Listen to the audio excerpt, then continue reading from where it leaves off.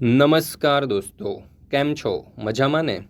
આજે આપણે ધોરણ 4ના ગણિત વિષયની તારીખ 5/4/2024ને શુક્રવારના રોજ જે દ્વિતીય સત્રાંત પરીક્ષા 2024 લેવાની છે તેનું જે મોસ્ટ આઈએમપી પ્રશ્નપત્ર છે તેનું સંપૂર્ણ સોલ્યુશન આપણે આ વિડીયોની અંદર જોવાના છે. મિત્રો, આપણી આ ચેનલ ઉપર ધોરણ 4ના બધા જ વિષયના દ્વિતીય સત્રાંત પરીક્ષા 2024ના મોસ્ટ આઈએમપી પ્રશ્નપત્ર અને અસાઇનમેન્ટ જે છે તેના વિડીયો અને પીડીએફ બંને મૂકવામાં આવ્યા છે.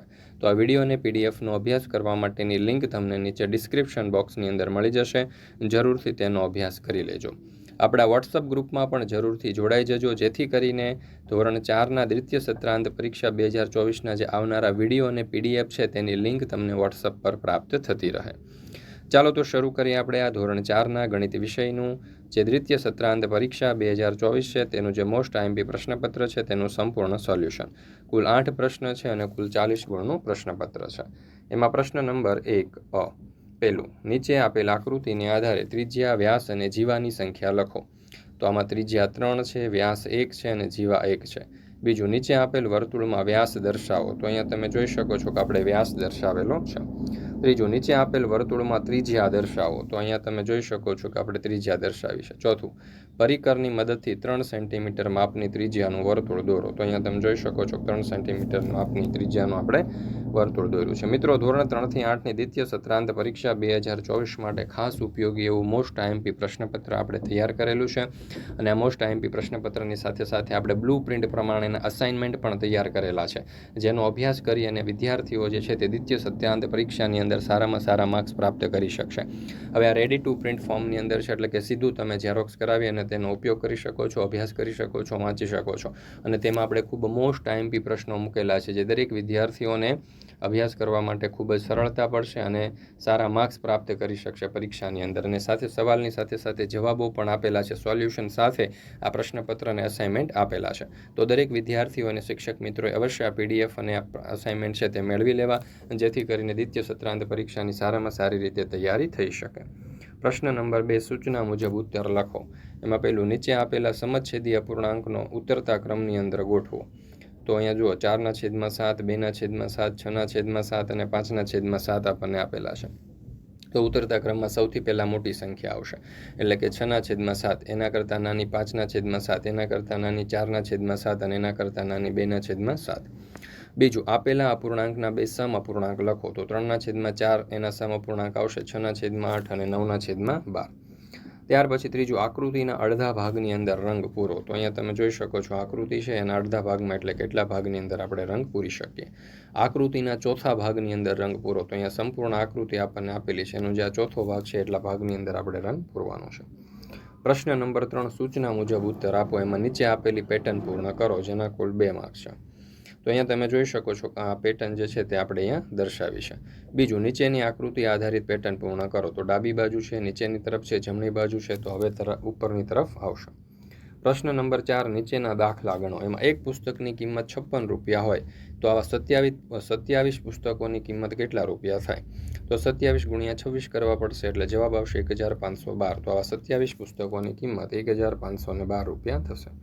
બીજું, બિપિનભાઈની દુકાનમાં 2428 પેપ્સી બનાવેલ છે. 12 પેપ્સીનો એક પેકેટ બનાવે છે, તો કુલ કેટલા પેકેટ બનાવશે? 12 પેપ્સી બરાબર એક પેકેટ, તો 2428 પેપ્સી બરાબર ખાલી જગ્યા પેકેટ. તો 2448 × 1/12, એટલે જવાબ આવશે 204 પેકેટ. તો કુલ 204 પેકેટ બનાવાશે, એવું આપણે કહી શકીએ. ત્યાર પછી કહ્યું છે કે ખાલી જગ્યા પૂરો. એમાં 3 વર્ષના મહિનાની સંખ્યા ખાલી જગ્યા થાય. તો 3 વર્ષના મહિના થશે 36. 2.5 ડઝન પેન્સિલ બરાબર ખાલી જગ્યા નંગ પેન્સિલ, તો 30 નંગ પેન્સિલ થશે. ત્યાર પછી જોઈએ પ્રશ્ન નંબર 5, સાચો જવાબ શોધી અને બોક્સની અંદર લખો. એમાં 15 કિલો અને 400 ગ્રામ, તો એને આપણે 4 નંબર સાથે જોડીશું 15400.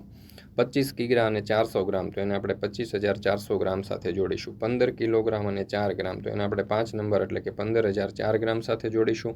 25 કિલોગ્રામ અને 40 ગ્રામ, તો એને આપણે 25040 ગ્રામ સાથે જોડી દઈએ. ચાલો, ત્યાર પછી પ્રશ્ન નંબર 5b, નીચેના વિધાનો ખરા હોય તો ખરાની અને ખોટા હોય તો ખોટાની નિશાની કરો. એમાં સાયકલનું વજન 900 ગ્રામ હોય તો જવાબ આવશે ખોટું. બાઇક અને મોટરકાર બંનેમાં મોટરકારનું વજન વધુ હોય છે, તો જવાબ આવશે સાચું. પ્રશ્ન નંબર 6a, દાખલા ગણો, જેના કુલ 2 માર્ક છે. એમાં પેલું એક ખેતરની લંબાઈ 90 મીટર અને પહોળાઈ 75 મીટર હોય તો તે ખેતરની હદની લંબાઈ શોધો. તો ખેતરની હદની લંબાઈ બરાબર લંબાઈ પ્લસ પહોળાઈ પ્લસ લંબાઈ પ્લસ પહોળાઈ. લંબાઈ 90 છે પ્લસ પહોળાઈ 75. લંબાઈ 90 પ્લસ 75 એટલે 90 પ્લસ 75 પ્લસ 90 પ્લસ 75 એટલે જવાબ આવશે 330 મીટર. ત્યાર પછી પ્રશ્ન નંબર 6બ, નીચે આપેલી આલેખપત્રની આકૃતિઓ પરથી પ્રશ્નોના જવાબ આપો. માં કઈ આકૃતિની હદ સૌથી મોટી છે? તો આકૃતિ એ. બીજું, કઈ આકૃતિની હદ સૌથી નાની છે? તો આકૃતિ સી. કઈ આકૃતિની હદ સરખી છે? તો આકૃતિ બી અને ડી. ત્યાર પછી છે પ્રશ્ન નંબર 7, નીચે આપેલા ચાર્ટ પરથી પ્રશ્નોના જવાબ આપો, જેના કુલ 3 માર્ક છે. તો અહીંયા આપણને ચાર્ટ આપવામાં આવેલો છે, જેને ધ્યાનપૂર્વક આપણે વાંચવાનો છે. એમાં એક ત્રિકોણ જે છે તે 6 બાળકો દર્શાવે છે. તો એના ઉપરથી જોઈએ પહેલો સવાલ, વાદળી રંગ પસંદ કરતા બાળકો કેટલા છે? તો વાદળી રંગ પસંદ કરતા બાળકો 18 છે. બીજું, કેટલા બાળકોને પીળો રંગ પસંદ છે? તો 12 બાળકોને પીળો રંગ પસંદ છે. ત્રીજું, કુલ બાળકોની સંખ્યા કેટલી છે? તો કુલ બાળકોની સંખ્યા 102 છે. પ્રશ્ન નંબર 7બ, નીચે આપેલા વર્તુળ આલેખ પરથી પ્રશ્નોના જવાબ આપો. અહીંયા વર્તુળ આલેખ આપણને આપેલો છે. એમાં તમે જોઈ શકો છો કે શરબત પસંદ કરતા બાળકો છે, ચા પસંદ કરતા છે અને કોફી પસંદ કરતા, અને કુલ બાળકો આપણને 28 આપેલા છે. તો એના ઉપરથી પહેલો સવાલ, ચા પસંદ કરતા બાળકોની સંખ્યા કેટલી છે? તો જવાબ આવશે 7 બાળકો. બીજું, કેટલા બાળકોને શરબત પસંદ છે? તો જવાબ આવશે 14 બાળકો. મિત્રો, ધોરણ 3 થી 8ની દ્વિતીય સત્રાંત પરીક્ષા 2024 માટે ખાસ ઉપયોગી એવા મોસ્ટ આઈએમપી જે પ્રશ્નપત્ર છે તે અને સાથે સાથે જે અસાઇનમેન્ટ છે તેમના સંપૂર્ણ સોલ્યુશન જે છે તે આપણે તૈયાર કરેલા છે. રેડી ટુ પ્રિન્ટ ફોર્મેટની અંદર તમને PDF મળી જશે, અને આ જે PDF છે તે તમે સીધો જ તેની ઝેરોક્સ કરાવીને ઉપયોગ પણ કરી શકો છો, અને સાથે સાથે આ સમગ્ર સોલ્યુશન જે છે તેની PDF આપણી આ ચેનલ ઉપર ઉપલબ્ધ છે. અને જો વોટ્સઅપ પર તમારે PDF જોઈતી હોય તો નંબર અહીંયા આપેલો છે 7046222254.